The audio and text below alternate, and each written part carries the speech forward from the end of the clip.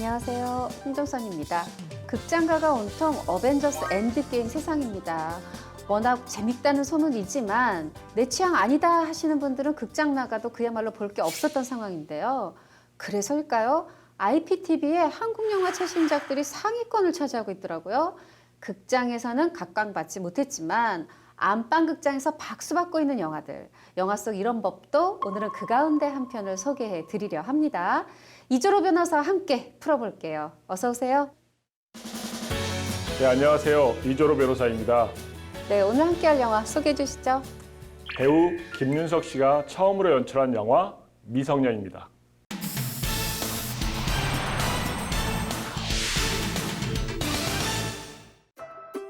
몰랐어요?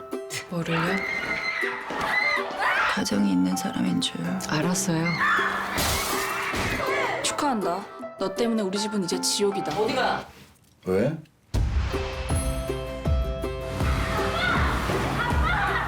엄마가 안단 말이야. 알면서 뭘 어디까지 가려고 한 거예요? 바람 한번 피워보세요. 그게 생각대로 되나? 알아? 어떻게 모르냐? 배가 불러오는데. 아빠? 아빠! 저 사람이야? 흔들리면 안 돼. 지금이 너희들 인생에서 너무 중요한 시기야.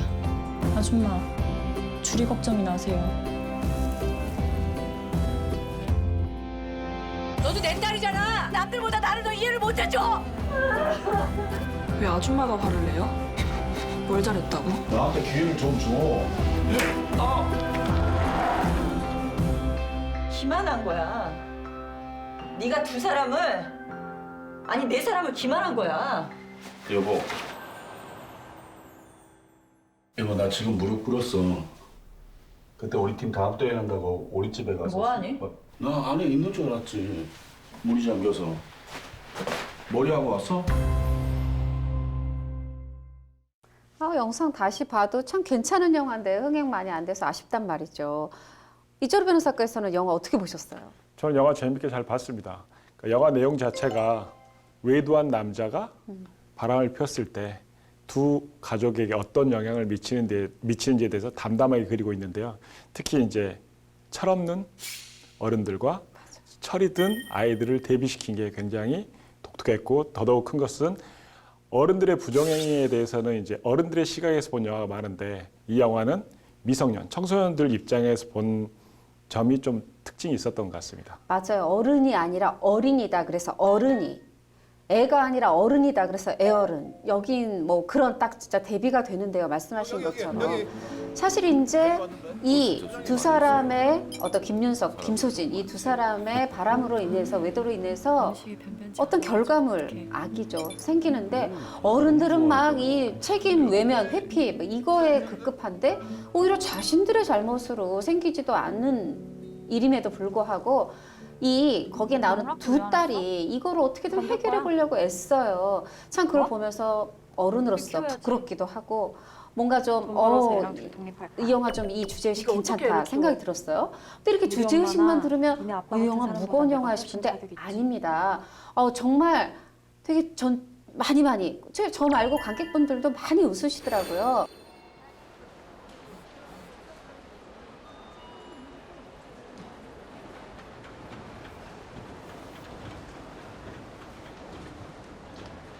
아빠?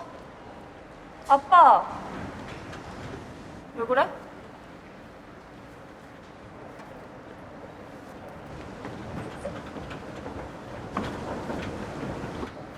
아빠! 저 사람이야? 아빠! 아빠!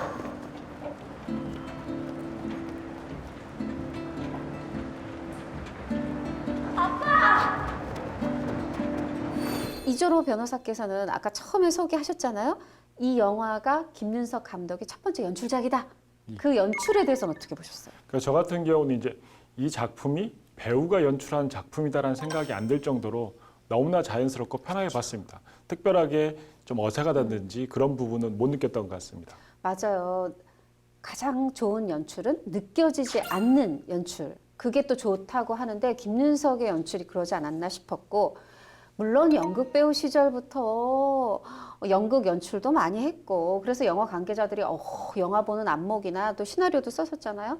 뭐 굉장히 감독하면 잘할 거야 이런 소리도 들었지만 우리 기자들 만났을 때 김윤석 배우가 늘 그랬거든요. 나는 코미디를 좋아한다.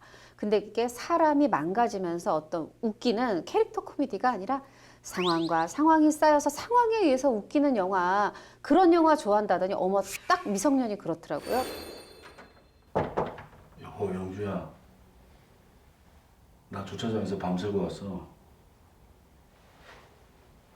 우리 어디 바람이라도 좀 쐬고 올까? 왜 동우라고 알지? 걔 서해에서 펜션한다고 하더라고.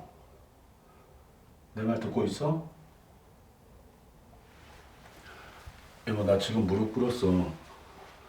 나 한 번만 용서해줘라. 왜 그때 회사가 힘들 때 그때 우리 팀 해체한다고 해서 밤새도록 일하면서 며칠씩 집에 못 들어온 적 있잖아. 그때 우리 팀 다음 대회 한다고 우리 집에 가서 뭐하니? 나 안에 있는 줄 알았지. 물이 잠겨서. 머리하고 왔어? 뭐 얘기하려면 끝이 없지만 미성년 칭찬 많이 하고 싶지만 법적으로 우리 또 영화 속 법률 얘기 좀 캐내 보겠습니다. 이 얘기 안 할 수 없어요. 무슨 얘기냐 하면 이 기본적인 출발이 염정아의 남편 김윤석이 바람을 핀 거예요. 김서진과. 그랬을 때 부인이 뭔가 취할 수 있는 법적인 방법 뭐 없을까요? 법적인 방법은 여러 가지가 있습니다. 그러니까 협의 이혼을 한다든지 이혼 청구를 한다든지 그렇지 않으면 협의 이혼이 안 됐을 때 재판상 이혼 청구를 한다든지 또 그것도 다 안 하고 바람난 남편 그리고 바람난 여자 김소진 씨를 상대로 그 손해배상 청구를 한다든지 이런 방법이 있습니다. 여보, 나한테 기회를 좀 줘. 나한테는 당신하고 주기밖에 없어. 우리 가족 모두 어디 여행이라도 가자. 동우라고 알지? 걔 명태하고 서해에서 펜션 한다고 하더라고. 당신하고 둘이 둘만 갔다 와도 돼. 어? 내가 그동안 다 정리해서. 뭘? 이제 와서 뭘 어떻게 정리할 건데? 하나씩 뭐 지금 한 3가지 정도를 말해 주셨는데 하나씩 해보죠. 협의상 이혼. 협의상 이혼 같은 경우는 특별한 사유가 필요하지 않습니다. 부부간에 우리 이혼하자 합의만 하면은 혼인 공동생활을 해소시키자 이런 합의만 하면 협의 이혼은 충분히 가능합니다. 근데 이제 협의 이혼을 할 때에는 양육할 자녀가 있을 때에는 3개월의 숙려 기간을 두고 양육할 자녀가 없는 경우에는 1개월의 숙려 기간을 두는데 지금 내용에서는 딸이 있잖아요. 네. 딸이 양육할 자녀, 고등학교 2학년이기 때문에 양육할 자녀가 있을 때에는 친권자 양육자를 지정하고 양육비 정도를 결정한 다음에 또 면접 교섭권 같은 경우를 결정하고 이혼하게 되는데 이럴 때는 보통 숙려 기간이 3개월 정도 됩니다. 네, 이렇게 합의 이혼으로 하면 사실 깔끔하죠. 예, 예. 거기다가 이제 합의해서 이혼도 하고 합의해서 뭐 재산 분할이든 뭐 위자료든 다 이렇게 잘 서로 주고 끝나면 참 깔끔하고 좋은데 이게 서로 안 맞았을 때 원하는 바가 다르고 뭐 양육권 문제든 그게 꼭 돈의 문제가 아니라도 말이죠. 그랬을 때는 결국 재판으로 갈 수밖에 없을 텐데 그 또 재판상 이혼에 대해서도 법적으로 좀 설명을 해주시죠. 부부 사이에는 정조 의무, 동거 의무, 부양 의무가 있습니다. 네. 근데 이제 배우자가 부정행위를 하는 경우는 정조 의무를 저버린 거기 때문에 그렇죠. 이제 김윤석 씨를 상대로 염정아 씨가 이혼 청구를 할 수가 있습니다. 그렇지만 부정행위를 한 책임 있는 사람, 혼인이 파탄된 거에 대해 책임 있는 김윤석 씨는 염정아 씨를 상대로 이혼 청구를 못합니다. 보통 재판상 이혼 청구를 하면은 A와 B가 배우자라고 하면 A와 B는 이혼한다. 그리고 B는 A에게 위자료를 얼마를 지급한다. 그리고 여기에서 주리 씨, 그 양육할 자녀 같은 네. 경우 사건 본인이라고 말하는데 이 주리 씨에 대한 친권자 양육자를 지정을 하고 거기에 대한 양육비도 결정을 합니다. 그리고 결혼한 생활이 한 10년이 넘기 때문에 보통 재산 분할 같은 경우는 보통 5대5 정도가 될 것입니다. 그리고 재산 분할을 하고 난 다음에 면접 교섭권, 친권자 양육자가 지정됐으면 그 양육하지 않는 부모가 그 면접 교섭을 어떻게 할 것인지 보통 정합니다. 이게 판결로도 정해지는 경우가 많지만은 거의 대부분 거의 대부분 아니지만 많은 경우가 조정으로 결정되는 경우가 많습니다. 아니 지금 재판으로 이혼을 하자고 하는 재판상의 이혼인데 조정으로 끝이 난다고요? 그 조정에 대해서 좀 더 설명해 주시면. 그러니까 조정이라고 하면은 그 재판부 앞에서 하는 합의라고 생각하시면 됩니다. A와 B가 다툼이 있을 때 서로의 입장을 약간씩 양보해서 합의를 하잖아요. 협의를 하잖아요. 이것을 재판부, 재판장 앞에서, 법관 앞에서 합의를 하면은 이게 조정인데 이 조정 같은 경우는 판결과 동일한 효력이 있습니다. 이렇게 조정을 거치면은 좀 더 세밀하게 그 의견을 반영할 수가 있고 그래서 통상적으로 이제 위자료라든지 부정행위라든지 그런 내용 같은 경우 빠지게 돼서 나중에 자녀가 크게 되면 그 판결문 같은 거 봤을 때 그런 내용을 빼달라고 하는 경우가 많이 있거든요. 그리고 또 이제 재판부 판사 입장에서는 판결문을 길게 쓰지 않아도 되니까 그리고 이제 그 부분에 대해 세밀하게 들어갈 수 있어서 조정으로 재판이 끝나는 경우가 많이 있습니다. 아, 그렇군요. 아니, 그 아주 이해가 쏙 돼요. 합의는 부부끼리 하는 거고 이 재판부 앞에서 하는 합의가 조정이다. 근데 그것도 재판상의 이혼이나 마찬가지로 그렇게 판결문도 쓰고 다 그렇게 해서 끝나는 거군요. 예, 조정 조서를 쓰면은 그게 판결과 거의 동일한 효력이 있습니다. 그렇군요. 자, 근데 제가 아까 분명히 세 가지 들었단 말이죠. 합의 이혼, 재판상 이혼, 그리고 이 부인 염정아, 영주 씨죠. 이 영주 씨가 자기 남편 권대원과 이 남편과 바람난 애인 김소진, 미희 씨에게 손해배상을 청구할 수 있다 이런 얘기를 하셨어요. 그 부분도 좀 설명해 주시죠. 그러니까 당연히 이제 손해배상을 청구할 수 있는 게 김윤석 씨는 정조 의무가 있잖아요. 염정아 씨하고 부부관계이기 때문에 정조 의무가 있는데 이걸 저버린 거고 김소진 씨 같은 경우는 그 와이프가 부인이 있는 남자 김윤석 씨하고 바람을 폈기 때문에 정조 의무를 저버리게끔 하는 불법 행위를 한 거예요. 그렇기 때문에 염정아 씨는 남편 김윤석 씨와 김소진 씨를 상대로 그 이혼 청구를 하지 않고도 손해배상 청구를 할 수가 있습니다. 통상적으로 남편한테 손해배상 청구하는 경우보다는 남편과 바람핀 여자 2명 다에게 청구하는 경우보다는 여자에게만 손해배상을 청구하는 경우가 더 많이 있습니다. 이 배우자가 내 배우자 남편 권대원 김윤석의 부정행위를 알았을 때 뭔가 이혼 청구는 뭐 당장 해야 되나 아니면 몇 년 뒤에 해도 되나 어떤 그런 시기가 좀 있나요? 부정행위에 대해서 이혼 청구할 때 같은 경우는 그 사유가 있는 날로부터 2년 안에 그리고 안 날로부터 6개월 안에 청구해야지만이 가능한데 통상적으로 이 기간이 크게 의미가 없는 게 부정행위를 하면은 서로 간에 부부싸움이 발생돼서 네. 혼인관계가 파탄됩니다.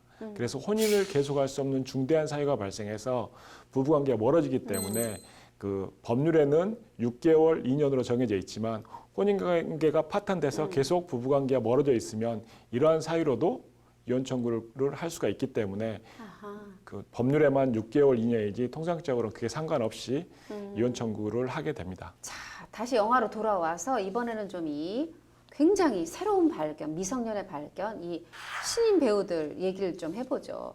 거기서 이제 둘이서 막 다퉈요. 왜냐면 지금 이 염정아의 딸 주리 김혜준 입장에서는 얼마나 화가 나요. 지금 이 유나네 엄마가 내 아빠 뺏어간 지 막 느낌이란 말이에요. 그래서 유나 잘못도 아닌데 유나도 막 같이 미울 거예요. 또 유나 입장에서는 왜 나를 죄인 취급해? 막 그럴 거고. 나도 내 엄마가 지금 이렇게 내 동생 원하지 않는 이런 일이 생겼어. 또 화가 날 거서 막 싸워요. 막 싸우다가 아니 이게 무슨 상황에 유나가 참 유나가 여기서 조금 뭐 약간 집시 분위기죠. 이 주리의 한테 강제 뽀뽀하면서 입술을 크게 물어갔어요. 이게 싸우는 중이었지만 뭔가 성적인 범죄로도 보이고 뭐 이거는 법적으로 어떻게 좀 판단을 해야 될까요? 남자가 여자한테 강제로 뽀뽀를 하면 무슨 죄가 될 것 같습니까? 성추행? 예, 강제 추행이 됩니다. 네. 마찬가지로 여성이 여성에게 강제로 성적 수치심을 느끼는 행위잖아요. 그렇게 하면 강제 추행이 되고 입술을 깨물어가지고 상처를 입었으면 강제 추행 치상이 될 수가 있습니다. 근데 특히 이거 같은 경우는 그 주리 같은 경우가 고등학교 2학년으로서 네. 19세 미만이잖아요. 그쵸. 그래서 아동 청소년 성보호에 관한 법률에 의해서 더 중하게 처벌될 수도 있습니다. 근데 이 당한 주리 말고도 이 한유나도 미성년이잖아요. 그러면은 이거는 또 뭔가 가중 처벌이 되나 오히려 감경이 되나 어떻게 근데 되나? 통상적으로 이제 어떤 법을 적용할 것인가는 이제 검사의 이제 고난인데 이 정도는 아마 이제 형법상 강제추행으로도 할지 그 아동 청소년 성보호에 관한 법률을 적용할지는 이제 검사의 고난이겠지만은 그 상대방 피해자 주리가 아동 청소년에 해당되잖아요. 19세 미만이니까. 가해자인 유나도 그 아동 청소년 19세 미만에 해당된다 하더라도 그 아동 청소년 성보호에 관한 법률이 적용되는 문제가 없습니다. 보통 사람들이 생각을 할 때 성추행은 남자가 여자를 그 성추행하는 경우로 생각하잖아요. 엉덩이를 만진다든지 네. 가슴을 만진다든지 이런 것만 성추행이라고 생각하는데 요즘은 이제 그 여성의 사회 활동이 많아지면서 상급자인 여성이 굉장히 많아져서 네. 상급자 여성의 하급자 남자에 대한 성추행이 굉장히 많이 있습니다. 그리고 남성이 남성을 강제추행한다든지 여성이 여성을 강제추행하는 경우도 굉장히 많이 발생하고 있습니다. 자, 얘기를 다시 어른들 얘기로 돌려볼게요. 자, 한 번은 또 우리가 찾아가죠. 이 남편이 바람 났을 때 누구인지 그 상대 찾아갑니다. 그리고 이제 음식을 시켜보지만 이게 넘어가요. 속이 부글부글 끓어오르죠. 그러니까 막 나오는데 어머 이걸 웬걸 누가 누구를 걱정하는지. 제가 한 여기서 3년 정도 장사했는데 이젠 딱 보면 대충 맞더라고요. 세상에 좋은 남자 참 없어요, 그죠? 들어가서 차 한잔 하고 가세요. 그러고 운전하면 위험해요. 화가 나니까 확 밀쳤는데 이게 뭐 일부러 그렇게 하려고는 한 건 아닌데 염정아 씨가 밀친 거 어디까지의 제목이 적용될까요? 근데 이건 이제 낙태가 되냐 안 되냐도 그렇죠. 생각해 아니면 뭐 볼 수가 폭행으로 있는데 뭐 끝나냐. 근데 밀치는 것은 신체에 대한 유형력의 행사이기 때문에 폭행이 될 수가 있습니다. 물론 그걸로 해서 이제 엉덩방해를 찌면서 상처를 입었으면 폭행치상이 될 수가 네. 있는데 낙태죄는 성립되기가 어렵습니다. 내용에다 알다시피 이제 밀친 걸로 애가 빨리 나왔단 말을 안 하잖아요. 그게 네, 원인이 아니라고. 그렇죠. 근데 보통 낙태라고 하면은 최근 헌법 불합치 결정이 났지만은 낙태라는 것은 자연 분해적으로 나오는 시기보다 앞서서 태아를 배출시키거나 그 산모 뱃속에서 태아를 죽이는 경우 이게 낙태입니다. 이거 같은 경우는 낙태의 고의도 없었고 그리고 이제 이것 때문에 그 조산된 것도 아니잖아요. 그래서 네. 낙태죄로 처벌될 일도 없고 특히 헌법 불합치 결정으로 이 낙태죄가 적용되기는 쉽지 않아 보입니다. 그래서 지금 내용 같은 경우는 밀친 것만 봤을 때는 폭행죄가 성립될 수도 있고 엉덩이가 찧어서 상처를 입었다라고 하면은 그 폭행치상이 될 수가 있는데 태아가 나온 거 이거 부분에 대해서는 태아는 산모의 일부로 보지 않고 별개로 보기 때문에 태아에 대한 범죄는 낙태죄로 처벌되는 규정이 있기 때문에 그 태아가 나온 거 가지고 상해로 봐서 그 상해죄로 처벌되지는 않습니다. 아, 그렇군요. 근데 그러면 그 태아에 대해서는 아니어도 여하튼 이 미희도 아파서 지금 병원에 입원할 정도인데 그 부분의 상해죄는 뭔가 그 부분은 상해죄가 될 수가 있죠. 폭행치상이라든지 상해가 될 수가 있는데 태아가 일찍 나옴으로써 산모에 대해서 그 부분에 대해서 상해가 되지는 않는다는 겁니다. 태아에 대한 범죄는 낙태죄라는 따로 새로운 범죄가 있고 산모 자체에 대해서 어떤 엉덩이가 쪄서 엉덩이가 다쳤다든지 허리가 다쳤다든지 하면 그 부분에 대해서는 상해가 될 수가 있지만 태아가 먼저 나오게 함으로써 그 부분에 대해서는 상해가 그렇죠. 되지는 않습니다. 자, 이번에 또 다시 얘기를 우리 어린 친구들에게 가보겠습니다. 이 왼수였는데 아기를 중심으로 지금 친구가 됐어요. 그리고 이들이 하나 또 노력하는 게 있죠. 바로 네가 어떻게 애를 아이의 키워? 출생신고. 너무 진짜 가슴이 먹먹하고 그렇던데 혹시 아기가 태어나면 언제까지 뭐 출생신고해야 된다, 출생신고를 하면 무슨 뭐 자격이 필요하다 뭐 이런 게 있나요? 보통 출생신고는 애가 태어나고 한 달 이내에 그 아이의 본적지라든지 등록 기준지에 신고해야 됩니다. 동사무소라든지 뭐 읍면 동사무소 있잖아요. 거기 가서 신고를 하면 되는데 우편 접수도 가능하고 인터넷 접수도 가능합니다. 보통 이제 부모 중에 부 또는 모가 출생 신고를 하면 되는데 부 또는 모가 출생 신고를 할 수 없을 때는 동거하는 친족이 이게 할 수 없을 때 같은 경우는 이제 분만에 관여한 의사나 조산사들이 출생 신고를 해야 됩니다. 그러면 이 친구들은 지금 고등학생이란 말이에요. 이런 미성년도 할 수 있어요? 자, 미성년 같은 경우는 통상적으로 하는 게 아니라 보통 동거하는 친척이라든지 그쵸. 부 또는 모가 하는 건데 출생신고를 할 때 같은 경우는 출생신고에서 아이의 성명이라든지 부모라든지 다 기재를 하고 그 영화 내용에서 문제가 되는 것은 출생증명서 있잖아요. 네. 출생증명서를 출생신고서와 같이 제출해야 됩니다. 그렇기 때문에 출생신고를 못한 것이 출생증명서가 없어서 출생신고를 못한 것 같습니다. 아이가 태어났어요. 그럼 뭔가 아빠, 엄마를 적어야 될 것 같은데 분명히 뭐 생물학적으로는 아빠가 권대원이고 엄마가 이 미희 씨란 말이에요. 근데 두 사람은 부부가 아니에요. 그러면은 아빠를 김윤석, 엄마를 염정아로 해야 되나? 이거 뭔가 복잡해 보이는데 어떻게 해야 돼요? 아빠가 누구고 엄마가 누군지를 결정하기 어렵다는 거잖아요. 네. 보통 이제 엄마 같은 경우는 출산하니까 자연분만 하든 제왕절개를 하든 바로 출산하니까 엄마가 누군지는 바로 알 수가 있잖아요. 그런데 아빠는 혼인 중에 출생한 자 같은 경우는 부부관계에 있는 그 남편이 아빠일 겁니다. 그래서 그 혼인은 성립한 날로부터 200일 후에 출생한 자녀 같은 경우는 혼인 중에 출생자로 보고 혼인 관계가 끝나고 300일 내에 출산한 경우는 그 부부간의 아빠로 보는 경우가 있는데 혼인 외의 자 같은 경우는 인지를 해야 됩니다. 너는 내 자식이다라고 인지를 해야지만이 아버지가 됩니다. 인지? 예. 그건 또 뭔가요? 보통 이제 인지 같은 경우에 대해서는 혼외자의 경우 너는 내 자식이다. 보통 이제 어머니가 자기 자식을 인지하는 경우는 극히 드뭅니다. 그쵸? 자기가 직접 낳기 네, 때문에. 아버지가 이제 인지하는 경우가 많은데 말 그대로 너는 내 자식이다라고 인정하는 게 인지입니다. 보통 이제 그 신문지상에 나온 유명이라든지 재벌가 쪽에서 자식이 부모를 상대로 해서 당신이 내 부모, 내 아버지다라고 해서 인지 청구를 하잖아요. 네. 그렇게 인지를 하게 되면은 그 아들이 돼서 자녀가 돼서 이제 상속권을 받게 되는 경우입니다. 그래서 보통 인지라는 경우는 전혀 부자관계가 혼인 중에 출생한 자라고 하면은 친생자로 추정이 되는데 네. 그 아빠의 아들로 추정이 되지만은 혼인 외의자 같은 경우는 그 사람이 누구의 아들인지 아버지가 누군지 누구의 딸인지를 모르기 때문에 저 자식은 내 아들이다, 내 자식이다, 내 딸이다. 보통 출생 신고할 때 부를 적을 때 거기다 적는 경우도 인지의 일종으로 볼 수가 있습니다. 이 영화 미성년에 대한 평들을 찾아보니까 사실 다들 칭찬하세요. 정말 작은 이야기에 뭐 담아진 큰 뜻이다. 뭐 김윤석 대단하다. 연기도 연출도 다 잡았다.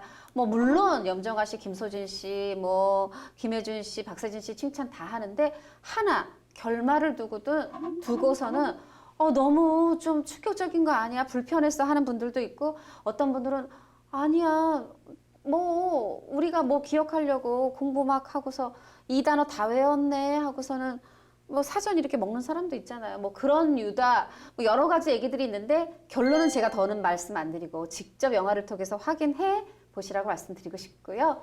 이재로 변호사니까 여쭙겠습니다. 그래서 이 영화를 보고 뭘 느끼셨나요?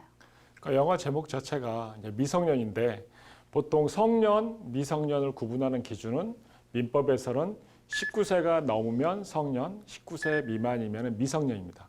성년이 되면은 법률 행위를 자유롭게 할 수가 있고 미성년 같은 경우는 법정 대리인의 동의가 있어야 됩니다. 원칙적으로. 그래서 성년과 미성년을 구분하는 기준은 나이가 되겠지만은 보통 나이보다는 어떠한 잘못을 한다고 하면 우리가 살면서 수많은 잘못도 하고 실수도 많이 하잖아요. 그런 잘못과 실수에 대해서 책임지려는 자세, 해결하려는 태도가 성년과 미성년을 구분하는 기준이 아닌가 생각이 됩니다. 특히 이 영화 같은 경우는 철없는 어른, 네.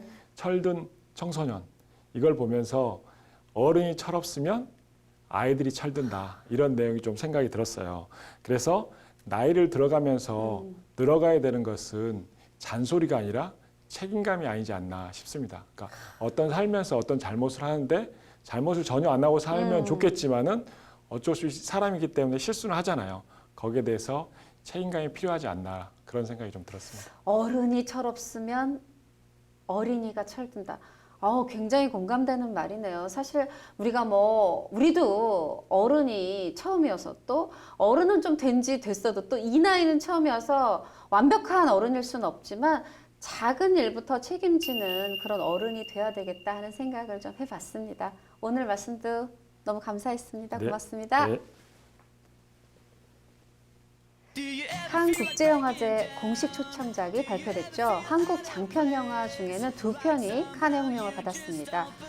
봉준호 감독의 기생충이 경쟁 부문에, 이원태 감독의 악인전이 미드나잇 스크리닝에 초청됐는데요. 해마다 거르는 법이 없으니 뭐 별일인가 싶을 수 있지만 한 해 동안 전 세계적으로 제작되는 영화들의 편수, 면면을 생각해보면 결코 쉬운 일은 아닙니다. 봉 감독은 한국적 영화라 수상이 쉽지 않을 거라 했지만 한국적인 게 세계적인 게 된 지 오래인 만큼 시장 기대해 보겠고요. 영화 부산행이 미드나잇에 상영돼 큰 박수를 받을 때 세계 영화인들이 저 맨손으로 좀비 잡는 배우는 어딨어? 이렇게 찾을 때 자리를 함께하지 못해 아쉬웠던 배우 마동석이 이번엔 악인전 레드카펫을 밟는다고 하니 반갑네요. 칸의 대상, 황금 종려상을 받는 그날을 기다리며 저는 다음 주에 다시 올게요. You wanna be somebody else.